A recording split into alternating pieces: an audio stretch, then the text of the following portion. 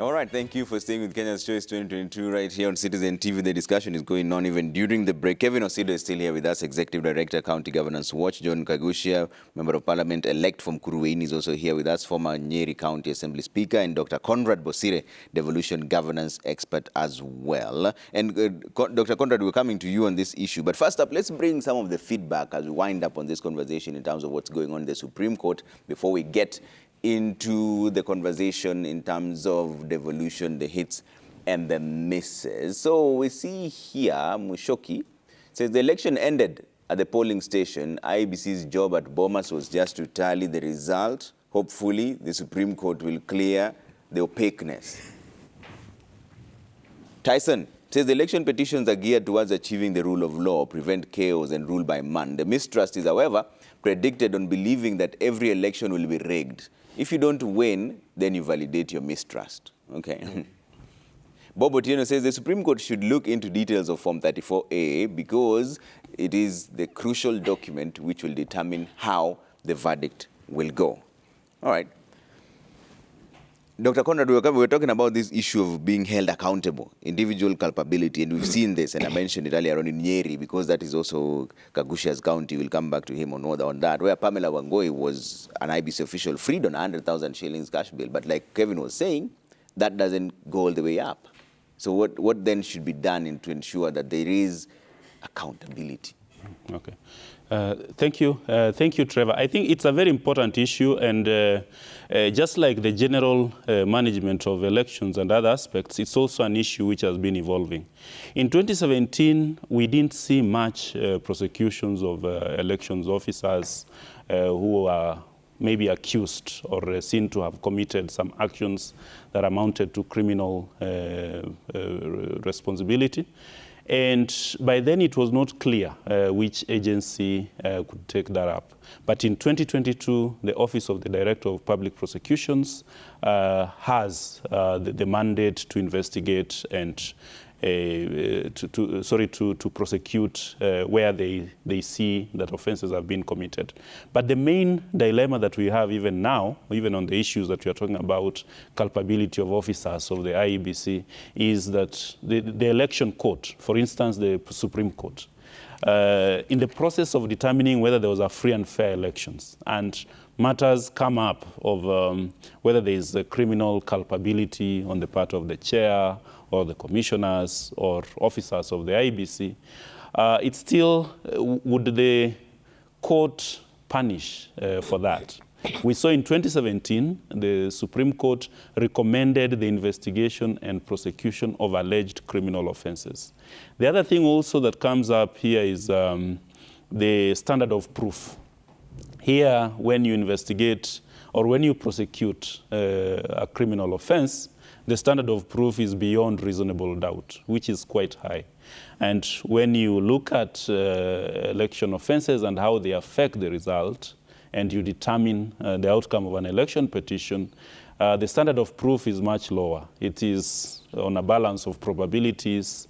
In 2017, the court had stated that it's between a balance of probabilities and beyond reasonable doubt, depending on the actual issue that you're looking at.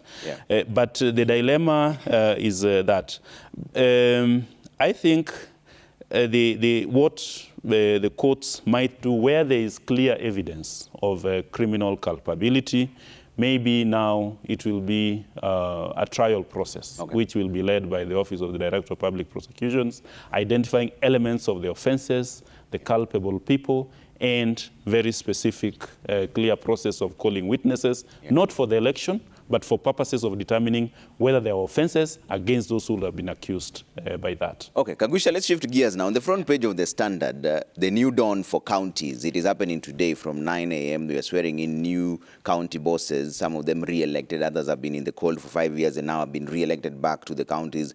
Election of surprises where governors-elect defied the odds to win. It will also be a victory for women as county chiefs take their oaths. They must be acutely aware that they will shape next devolution decade by their plans and actions. Having been the Nyeri County Assembly Speaker, first of all, what is your take of how devolution has worked so far? What are some of the hits and the misses, and how can they be fixed going forward? Well, thank you very much. I will comment about this, but maybe just before I comment about our main topic today, I just want to point out that the issue of prosecution and the personal culpability of officers and stakeholders also of this electoral process is something that actually need to be enhanced and actually need to take place in a more ruthless manner. If you can remember, in the last election, we had Margaret Wanjiru, who was taken to court on the account of interrupting or disrupting an electoral process, I think somewhere in Parklands. And I think she had just shouted and tried to... now, we need to see the same thing happening this year also with what happened at Bomas. You remember Ole Kanchori, the chief agent of the Raila Odinga, and also one of the senators. They directly interrupted and disrupted an electoral process. And they are stakeholders, major stakeholders, in fact, officers of IBC, one would dare say, because they are agents and chief agents. So that is one of the things that we ought to see happening at this particular time. I also want to, I dare say also, you know what I'm seeing happening with the Nyeri case, where a clerk is alleged to have given 5 ballots, presidential ballots. To me, it's just conveniently stage managed to fit into what the Secretary General of Jubilee was trying to propagate yesterday, that there were malpractices in Mount Kenya region. And because we are here with you, and I'll still be on this show, we'll come and look at it later on and see it was conveniently stage managed. It's an active court case, so let the process finish. I'm not the court. I'm talking about the people who are doing that game. Because one will also ask, why haven't we prosecuted this case since the time this lady was arrested, or since this clerk was arrested so long time ago? Why now? In fact, we were asking questions at that time. If this was not drama and something that was being stage managed to give a certain perspective or perception, why was that case not taken to court? Now we have seen it being now sneaked into the court at a certain time. And then at the same time, the Jubilee Party is out there giving certain evidence of how the elections were mismanaged in Mount Kenya region. We know what is happening, but that is for them. We don't want to dwell so much on that. Now, coming to our topic of the day, yes, I have been in the county as a county speaker, and I have observed what has been happening. First, I would want to say that the best thing that ever happened to this country is devolving resources to the counties and closer to Mwananchi.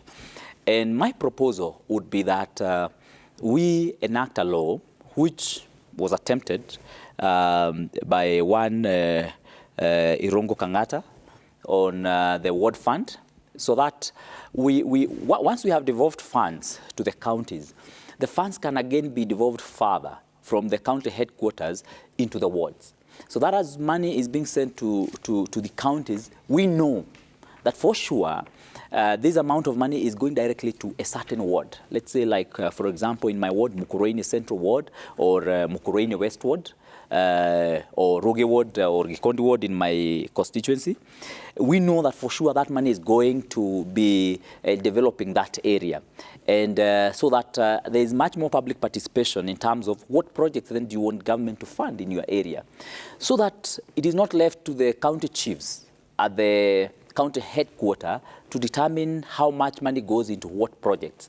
I mean, that public participation needs to be done earlier, so that by the time you're proposing your budget to be uploaded and to go to Treasury for financing, and even to be debated in the county assemblies, then that budget has public participation, which has brought about projects that must be implemented as per the people's needs, not as per the thinking of the county chiefs and also the members of county assembly at the top. It needs to come from the bottom. So I think that is a major area that we need to focus on as we get into this third county government.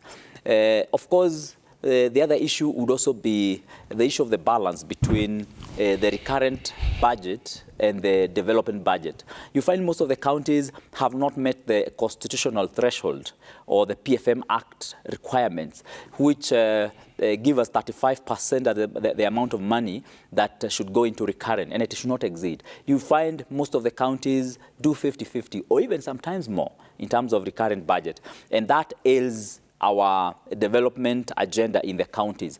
And of course, some of these things are not, out of the doings of the county government. Sometimes it has to do with the inherited workforce from the municipal councils and the city counties or councils. And really, that is one of the things that need to be addressed as we move on, so that we can have a proper balance of recurrent budget and the development budget. The other area which I seriously think we need to look at is the health. I think so far health has been the area which has suffered most in this devolution arrangement, because we have devolved health, but we have not devolved the resources. Most of the resources still remain at the headquarters.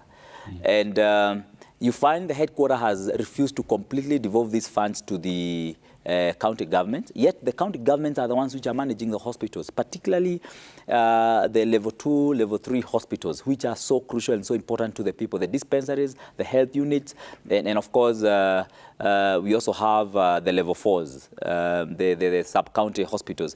You see, these hospitals are the ones that are serving our people on a daily basis. And most of the times they lack basic requirements like drugs and medicine. And that has made our people to suffer.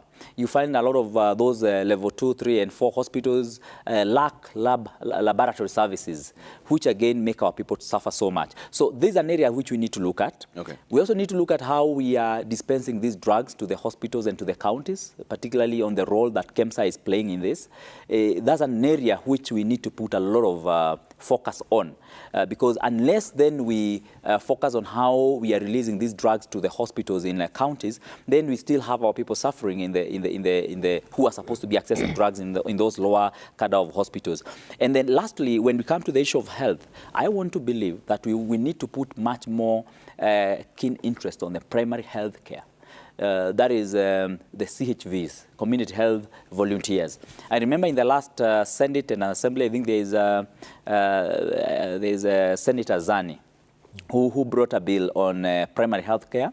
She wanted the CHVs changed to CHWs, that is the community health workers, so that they get some stipend. Then they are also empowered. They're given some form of facilitation and also the equipment and the facilities that are required to help diagnose or even prevent illnesses and sicknesses at that level. Okay. I think those are the areas that when we are looking at devolution, we need to seriously look at, especially on health. Yeah. Because a healthy nation then is a working nation, and it's also a rich nation, it's a wealthy nation. All right. Yeah. Kevin, what places do we need to rethink when it comes to devolution, or which ones have worked in your view? Trevor, that's a very, very important question, especially for a day like today, when we have about 45 governors who are going to be sworn in. One of the things that I would recommend to be looked at is county assets. And it is a time like this when we see a lot of white elephants in county governments, because there are governors who came in and unfortunately they will not be re-elected. And so there are projects which they started in their areas based on probably the manifestos which they had or the CIDPs. And some of those projects have already begun in schools, roads, water pumps, boreholes, etc., even health facilities. Like Mheshimiwa is talking about health service delivery. So one of the things that I would recommend is that even as governors get sworn in, they need to sit down with their teams and have a complete audit of what was being done by the past governments, and therefore what do they need to prioritize, either to completion or to ensure that the budgets are not, there's no double budgeting or misbudgeting. The second issue, in my view, is, of course, issues around on-source revenue. And our county governments have not done very well in terms of working around the assets that are resident in their counties. What we have seen most counties, and particularly the offices of the governors, doing is to over-concentrate on land rates and we see a lot of adverts on newspapers or on TV and radio stations calling landowners to declare how much they own, and that counties will give them some discounts and all that. But yet there are over 100 streams that counties can be able to use to be able to enhance their own source revenue. And if you look at the monies that therefore are disbursed to county governments from national governments, it doesn't even meet the expectations of the citizens for service delivery. And if you look at the ratios for development budget against recurrent, as Mheshimiwa again said, counties have failed to meet the 35% expectation, both by the Auditor General and even the Public Finance Management Act. And so it is important for us that as we look forward to the new coming governors, they need to work with their teams to emphasize on on-source revenue. And I know that as County Governance Watch and Commission on Revenue Allocation, together with the Council of Governors and other institutions, have been working with county assemblies and even county governments to enhance trainings, ensure that inductions, even for MCAs that are coming in, so that they now put priorities in terms of laws that counties need to pass to effect issues of on-source revenue, because the legislation bit of it is also a problem, which brings me to the third thing that counties need to emphasize. Remember that governors don't work alone. They work with their assemblies. And so what kind of priorities do assemblies have in their order papers, even when they are doing their discussions at the assembly? Citizens want to see laws that respond to their needs. A lot of what we've been treated to in the past 2013 and 2017 is an over-compromise of MCAs and governors and, the scratch my back, I scratch your back mentality within our public service. But I am hoping that the new MCAs that are coming in will be able to look at the manifestos of the governments, against the CIDPs, and ensure that even the laws that are passed within the county assemblies really respond to the expectations of the citizens. The fourth thing, Trevor, is oversight. I'm seeing governors who are senators who are governors now, like Mandera, the governor is now a senator. In Makueni, we have the senator is now the governor. In Nairobi here, Governor Sakaja now was our senator. The question is, what does this really mean for devolution? And especially in instances where the senators raised fundamental questions over past governments. Yes, it is good for governors to run as senators, but what does it mean for accountability issues, for questions which the governors were not able to respond to, that border on accountability, that border on transparency, that border on fiducious use of public resources? And for governors who are senators and now are governors, what are these major things that they saw that require oversight, and probably they now feel that they've been given those opportunities and that they are going to respond to them? The fifth thing is pending bills. Yeah. Towards the end of the last period, the last governments, we were told that we have over, I think, that counties owe service providers over 128 billion. What measures are these governments or these governors going to put in place to ensure that service delivery is not jeopardized because the service providers want money, they want to be paid, they cannot be paid? In the past, we have seen even county officials threatening or actually going on strike because of failure of their payment. I don't think that in the third generation of our county governments, Kenyans need to be treated to threats of strikes, especially, of course, we note the context of a stretched debt burden of the Republic, lack of counties to be able to generate their own resources, but conversations around and about treasury intergovernmental issues between the summit led by the governor and the Council of Governors. We want to see those meetings coming up with proper recommendations that therefore border on effective service delivery and how we can be able to keep building and making devolution work, as opposed to every time agonizing and not organizing around how we can be able to answer those particular questions. Okay. We'll get into deeper details of all that you've raised, quite interesting points there. But Dr. Bosire, what is, in your view, the hits and misses?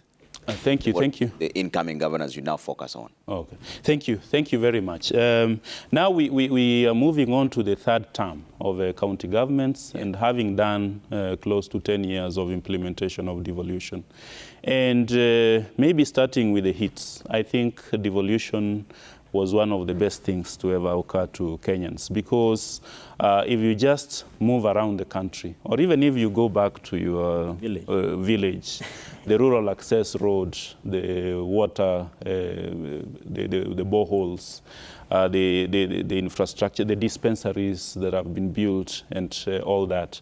So actually, I know it will take time for this evidence to be there in terms of increased literacy levels, nutritional, health care, and all that, but the investments have actually been made. One of the areas which I think of is actually the first, is early childhood education. Before 2013, it was there in books, but practically non-existent in primary schools. But now, across the country, counties have built thousands of ECD classes.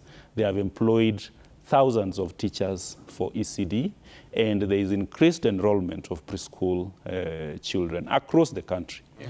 If you look at the health sector, at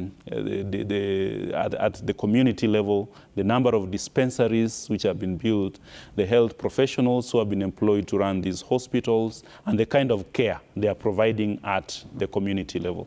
In terms of roads and infrastructure, you go to county headquarters, you go to rural access roads, infrastructure has been built that has enabled and improved the quality of life. So I still believe that devolution was the best thing to happen to Kenyans ever since independence, in terms of promoting equality and all that. Having said that, we are still, as the World Bank says, the glass is half full. We don't want to say half empty. Yeah. The glass is half full. And some of the major misses here, in my view, is what Kevin alluded to earlier. We have not completely devolved resources that were required to be devolved in terms of the Constitution and the laws. A lot of ministries, departments, and agencies at the national level are still holding on to functions, or maybe functions have gone, holding on to the monies that were actually meant to go to the county governments. That process is incomplete. If you look at the workforce in the counties, we have three categories of workers in the counties currently. Those who are transferred from the national level. We have those who are employed by the county governments, and there were those who were there in the previous local authorities. There was a rationalization plan that was put in place. It has never been implemented. So counties are still struggling with this. And now 60 to 70% of recurrent expenditure of county governments goes to salaries of workers, which means that a lot of other operational expenses are left unattended, and it seems that there is a bloated workforce. But even then, the World Bank, there's a report that came out in November last year, which says that there is shortage of critical staff within counties, of almost up to 50% in some of the counties. And this basically speaks to the rationalization of the workforce to do what they are supposed to be doing, and it speaks of those critical shortages. We have also seen issues of delayed disbursements, court cases about what share goes to the county governments, all the way to the Supreme Court advisories, and then there's disruption of service delivery at the county level. I really wish and hope that the institutions will come up with a way of ensuring that services are not disrupted because of funds delayed and all that. And when the funds arrive, speaking on to what Kevin mentioned, I think the payment of bills, the pending bills are quite important, and investing in those areas. The other thing which I think is very important, has been highlighted, Kevin also spoke about it earlier, is the prioritization of needs at the county level. One of the things which also identified in this World Bank report of November last year is that in any of the counties, there is no way of tracing what the county, the people in the counties wanted and what actually the budgets implemented. And that is an accountability issue and streamlining of expenditures vis-a-vis what is planned and budgeted. And this actually should come through laying of systems, ensuring public participation, and that public participation actually leads to budgetary allocations and therefore accountability on those projects. So that is one of the things that we need to fix. And I'm not saying that it's all the same. If you look at levels of public participation in the 47 county governments, for instance, I've been to Makueni County to do a study on public participation, and I can tell you there is quite a difference. Communities there are very clear about what resources are trickling down. They are very clear about the priorities. They are very clear on, and even when projects are implemented at the county level, they have project sustainability committees to take that over. So Professor Kivutha Kibwana, as he retires, he has actually laid down the structures for citizen participation, and other counties have tried to borrow that and to have effective participation, which is actually what the objectives of devolution call for in the Constitution. Yeah, Kagusha, and where does the problem lie? Because what Dr. Bosiri is raising is very important, that the miscoordination between the plan, budget, and what has actually been implemented. Isn't that the role of the county assembly to oversight and also tell the people that this is where we are at? Shouldn't there be some sort of a handover notes, even from one county assembly to the other? Say, this is what we've done, this is how far they are, this is where you take over from. Or is it just a disjointed sort of venture, where every man for himself and God for us all? Well, I think first, maybe just to explain, whenever every county government takes over, there is what the developers, the integrated plans. Yes, the CIDPs. Yeah, the CIDP in every county. And the CIDP ordinarily will go through a process of public participation.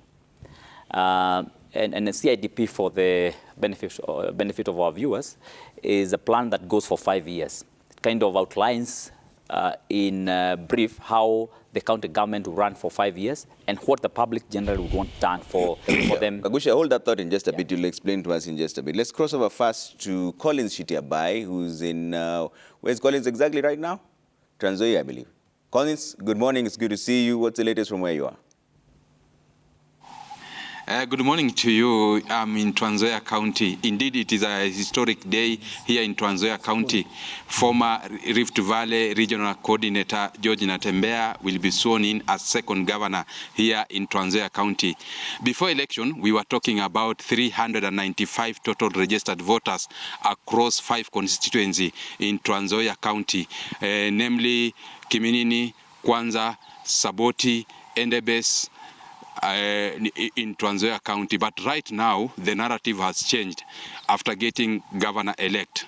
And now we are talking about over 990 total population in Trans Nzoia County waiting to be served by elected leaders here in Trans Nzoia. George Natembea will be taking over from Patrick Haemba, who has successfully served for 2 terms as is stipulated in our constitution. Before Haemba becoming governor here in Trans Nzoia County, he was manager of African Development Bank in charge of Uganda. And before then, he was director for 7 countries in Eastern Africa.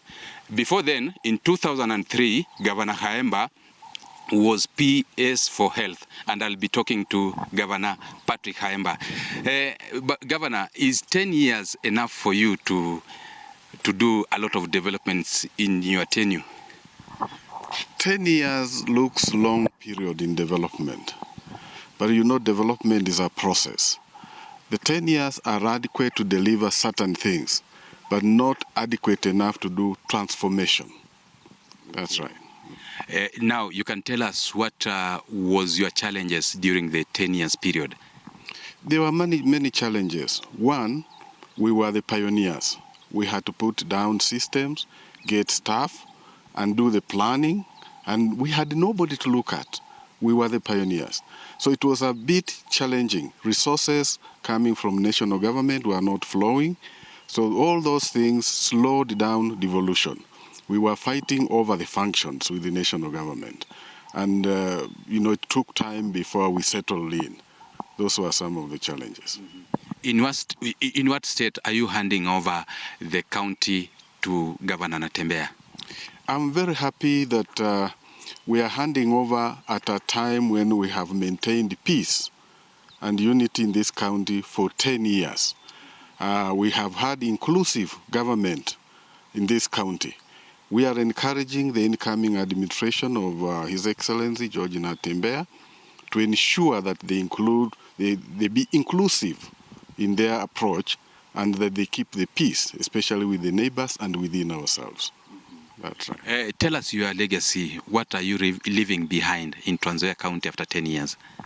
There are many things I can talk about. One of the key things, I will start with agriculture because it's the basis of our economy here. We came in when productivity of maize was at 15 bags per acre. We quickly made sure we got the right fertilizer, educated our people. Now it has risen to an average of 25 bags. And you only make profit after 17 bags. So our people used to farm at a loss. Secondly, in agriculture, we have also done diversification. Apart from maize, encouraged people to grow other crops so they can have other income streams. As you are walking in here, you saw apples on my compound here. My neighbor has coffee and macadamia. I have avocado elsewhere. You can see bananas across there. These are the things we are saying. They'll help our farmers get income streams. And we would want that to be continued because 10 years was not enough to transform the agriculture sector. There weren't enough resources, but it's a process that can continue engaging with our people so that eventually they get these practices. The issue of mechanization, simple tools, the issue of using conservation agriculture, these days when the weather is not very good, we had started it, but it's something that needs to be pushed and pushed on and on. In other areas, say for example, under health, we have gotten enough personnel now. We came in when the personnel were very low. We have adequate personnel. We have rehabilitated all the facilities and built a few new ones, about 38 new ones. We've built a hospital, referral hospital, at its full operations. When it's fully equipped, it qualifies to be a level 6 hospital. Now, we have operationalized it, but it's partial operationalization. Why do I say partial? We need diagnostic equipment of about 2 billion, which the county cannot afford. We have asked the national government to work with the county in running this hospital. Now, what next for you? Are you retiring from politics completely, or what are you going to do? But before I come to that, very quickly I would want to say the entrepreneurs, the small-scale businesses are key. We did 21 markets across the county, put street lights everywhere. Now we have 24-hour economy in most of our places. But to cap it all, we've done a big market in this town of close to 3,500 people. This is the first market we've done in 85 years in this county. And we think it's going to transform this area. Yeah. Now, when I leave, of course, the future is open. My options are open. I'm still useful. I can fit in many other places, including even doing farming and doing my own business if that comes to that. Yeah, but I'll be available to serve in any other capacity elsewhere, or as a private citizen, or as a farmer, or in many other capacities. Yeah. That was Governor Haemba, who is retiring from office today, as Governor George Natembeya will be taking over at Kitale Showground. He's saying he's still available and he'll be doing a lot of things under private capacity or if nominated in any position. From Trans Nzoia, I'm Collins Shityabai. Back to you, Trevor. Well, thanks, Collins. Collins Shityabai there speaking to us from Kitale there. But let me bring back Kagusha on this. And Kagusha, you're discussing the issue of the CIDPs and why there seems to be a disjointed coordination of all this. And as you respond to that, Jill Mudania says, kindly ask how, by Kagusha, why counties had to employ a new set of employees, yet it was said then that the municipalities had very high wage bills. But first, finish with the CIDP that we're talking about. Yeah, so I explained the process of coming up with the CIDP. It has a public participation aspect, and then it outlines the projects that are going to be undertaken within 5 years. And so anytime when you want to undertake a project, one must always ask, is it within the CIDP framework or arrangement? Then at the point of, every year then, the counties also come with another document they call the ADP, the Annual Development Plan. Now, the Annual Development Plan is pulled from the CIDP. And then again, another public participation process has to take place, whereby the public also need to give their nod as to what has been put in the ADP. Now, the ADP is what is relied upon when the budget is being made. So when now the process of making the budget is coming to the county assembly, and by the way, the CIDP and the ADP have also to be passed by the county assemblies. And then the budget, when it is being integrated by the county assembly, one of the things they will be looking at, do you have any projects that are in the budget that are not in the ADP, the annual development plans, the ADPs? So that all those processes are very important, and they all involve the public, and also the budget making process also involves the public. But again, the level and the method used to involve the public would differ from one place to another. And that is probably where Daktari would be pointing out maybe Makueni as opposed to any other county. Because how then do you involve the public on these public participation forums? Because if, for example, if you do the public participation at the county level, then do you also facilitate members of the society to come to the public participation forum? And if you facilitate them, is it misconstrued again to mean an inducement or an incentive to agree with what county governments want? So I think the best method of doing this still is to go back to the village.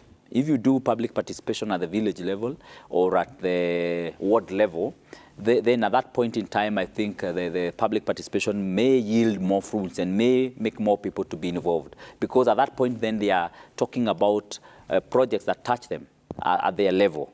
So probably that's where the issue of disjointness would be coming from. Otherwise, the law provides for very clear ways of involving the public at every stage. And there's even another paper we call the Fiscal Strategy paper, which has to be passed by February. And that strategy paper, again, also outlines the ceilings in which, in a financial year, the county government will not go beyond. Yeah. So the regulations, the laws, the PFM Act are all very clear on what needs to be done. And they are usually properly outlined. But the method and the how is really what would differ. And that is why I still believe that we should go further and make a law that then forces the money which is coming from the treasury to go directly to the ward. Even though it is held at the county treasury, it is held in trust for the ward. Yeah, so that our devolution is taken a step further. I know some of the counties have come up with the ward fund laws, like Nyeri. We had one. But again, you also find it is not very strict. Because I remember, like in the first year, MCAs were accorded 30 million per ward. And it is not money given to the MCA to go and use it for development. No, you just propose projects worth 30 million. I remember by the time we were finishing the last year, MCAs were given 16 million, which again you find is not sufficient then to do those projects. And you see all the other money that remains then go to other, county projects, which sometimes are picked by the county executives, who may not be in touch with the people on the ground. So I think we need to have much more money being allocated directly to the ward. And that will even enhance the public participation more, because then people can see projects that are touching them. Because you're asking them about between this road and between this irrigation project, what do you want us to do first? And then people have to decide between the two of them. And you see, for that reason then, you would find the enthusiasm the interest being much more than it is now, whereby you have to go and sit and talk about some fish farming arrangement for the county, which you don't even know whether it will touch you and touch your village. Yeah, so that is very key and very, very important. But the other elephant in the room is the pending bills. I mean, you've been at the helm, so Yes. you can explain to us why is this such a problem? We've had several presidential pronouncements, people going to court, but still, even the new governors are going to inherit pending bills worth billions. I will touch on that, but then there's someone who also asked, why do we have to employ new employees? Yes. Yet we had huge wage bills in the counties. What I would say is that a lot of the people who are inherited from either the national government or from the municipal councils or the county councils or the city councils, most of those employees, if you can remember very well, were not employed in the kind of an arrangement we have now, where we have the CPSBs, the County Public Service Boards, which employ. At that point in time, it was you have been elected a councillor, and as a councillor, you have to leave one or two of your relatives, regardless of whether they are properly qualified or whether they meet the requirements. So we had populated the county councils with a lot of staff who, for one reason or another, were not necessarily fit for the job. And now here you have professionalized the counties. You have come up with clear job descriptions for people that they need to do. For example, you have come up with the county attorney's office. I mean, for you to perform duties in that county attorney's office, then you have to be a lawyer. Now, if you look around and there are no lawyers in the county who had been employed before, then what do? You have to use the CPSB, now the County Public Service Board, to employ. You have come up with a county treasury. Now you need people who can be able to perform those tasks in the county treasury. So again, you have to hire those staff. So the reason why more staff were hired, even though we had a bloated workforce, is to allow the counties to still function with the required qualifications or expertise that is needed to run the counties. Now, most of the counties have come up with other ingenious ways of trying to I don't know whether to say lay off or to kind of rationalize. To try and rationalize the old stuff. Like I remember in Nyeri County, we'd come up with a budget provision whereby you can take up a kitty or a golden handshake for you to retire. Yeah, you know very well you are not necessarily so useful in your area, and you are also finding it a bit boring to be working under someone who has all these qualifications.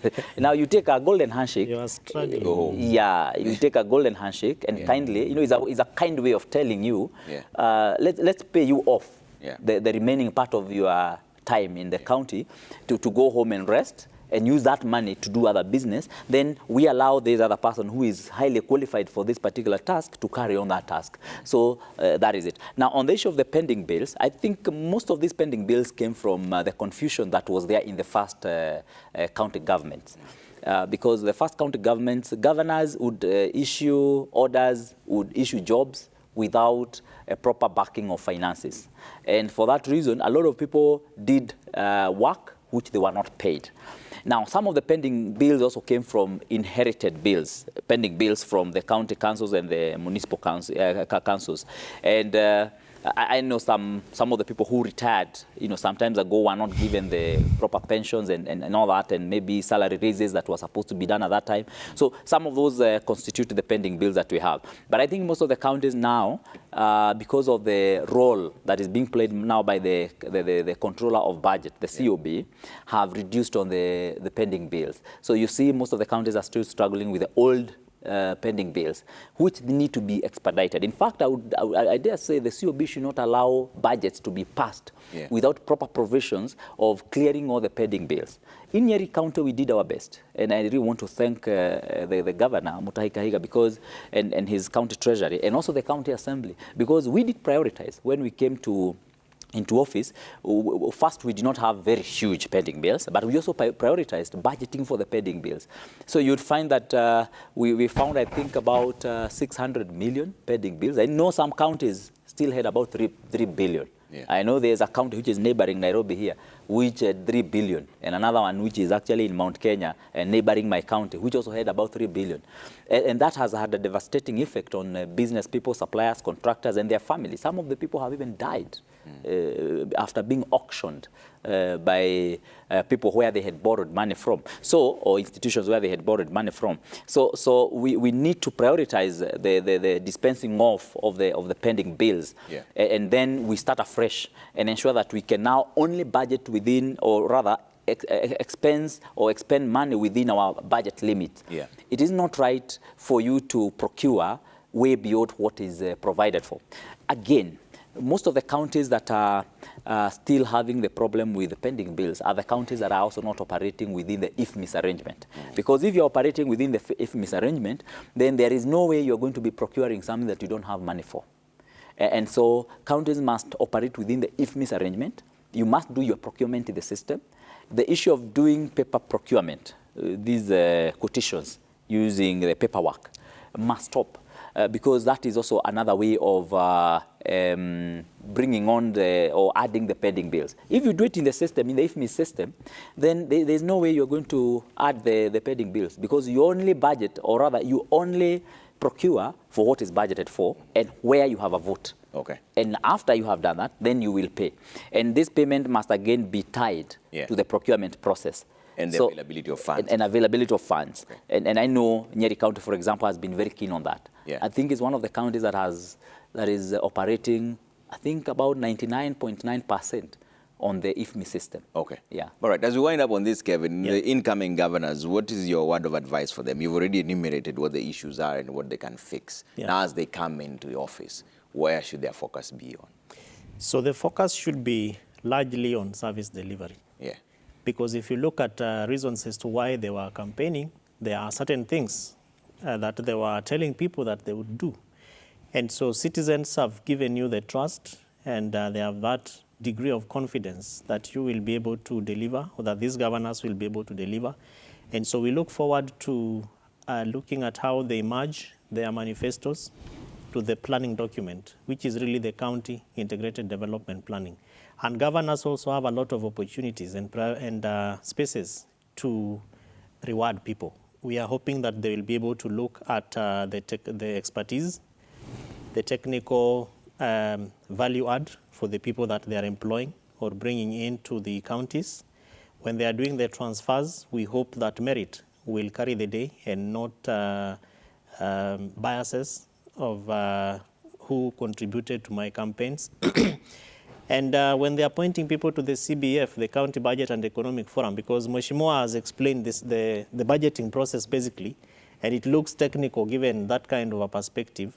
But when governors allow citizens to organize in sector working groups and also give the complete privilege to their CECs in charge of economic finance and economic planning, because that's really the team that does the budgeting process, of course, working with everyone, then we hope that citizens will be able to find spaces in the sector working groups, and that through that they'll be able to feed in to how the governors are going to deliver. As County Governance Watch, we will not rest to hold them accountable. We will keep writing letters of demand. We'll keep working with the citizen action groups. These are localized groups within the wards that hold the MCAs, the governors, the CCs, and the chief officers, and even the county governments to account. And so let them not get tired of receiving our letters. Dr. Bosira, as you closing remarks. Okay, thank you very much, Trevor. I think one of the things that we need to acknowledge is that in 2013, when we had the first set of governors, we had 47 men coming into the 47 counties, but at least now there is some substantial improvement. And we are not there yet, but at least we have 7 female governors among the 47, which is substantial improvement. And we are yet to look at the MCAs and the composition. At least it's a good beginning. But one of the things which maybe I would live with the governors in their collectivity is to speak with one voice on major national issues that affect devolution. They have the summit at the national level, which has had challenges in the past, and it's only through their collective voice that they'll be able to get some gains that will spread across the county governments. Yeah. The other thing maybe I would implore on the county governors is to ensure that there is stable governance processes in the counties. If your predecessor, your political competitor had some programs, those were to benefit citizens. And we hope that they won't be disrupted because of political considerations, because the end users are the voters who put you in office. All right. And we hope that will be the policy in terms of governance going forward. And of course, also to reiterate what Kevin has said, is that as they assume office, this is about service delivery, this is about development at the counties, and all the legitimate issues that we identify with the county governments. And of course, it's to wish them all the best as they assume office. Thank you. All right, Kagusha?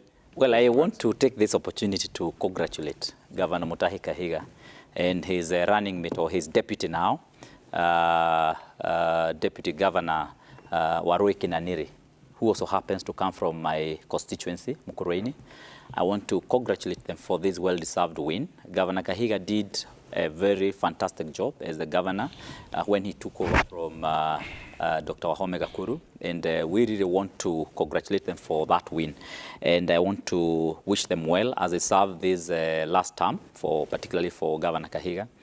I also want to congratulate the members of County Assembly of Nyeri who have come back as members of County Assembly.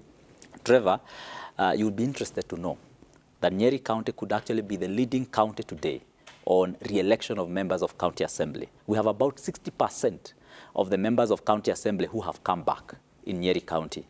The Nyeri County Assembly has also sent 2 members of the County Assembly, including myself, to the National Assembly. The member for Konyo in Madeira, and of course the Speaker, who was also a member of the County Assembly. Yeah. And for that reason, then we have about 18, 19 members of the County Assembly who are now back in leadership. I want to really take pride in that, and that clearly shows that when you have good leadership, yeah, and people know exactly what they need to do to deliver for the people in their wards and in their county, then the public will always be keen to observe that. Okay. And they will bring you back. Right. We are talking about this in the backdrop of having only 2 MCAs who had been re-elected, yeah, in the last electioneering year, 2017. And also we are saying this when we know very well that none of the members of National Assembly was re-elected in Nyeri, but members of County Assembly were re-elected. Okay. And I want to really congratulate all of them and tell them to continue with that good leadership, yeah, that we had for those 5 years, so that again we can also have a similar feat in coming election period. Okay. I take pride today being a member of Nyeri County. All right, and congratulations on your election as the MP-elect from Mukurweini. Kevin Osido, Executive Director, County Governance Watch; John Kagusha, Mukurweini Member of Parliament-elect; and Dr. Conrad Bosire, Devolution and Governance Expert. Thank you so much for making time this morning. We are taking a quick break. When you come back, it's time for cooking tips. Don't worry, you will not miss a thing. And the inauguration is happening from 9 a.m. across board. When we will come back and take a pulse across the county, see what's happening where, talk about the controversies in terms of budgets, orientation is also happening at the National Assembly, how to respect the Speaker, how to put a bill. All those issues, we'll bring them up in just a bit at 9 a.m. For now, it's time for cooking tips. It's your turn to eat. See you in a bit.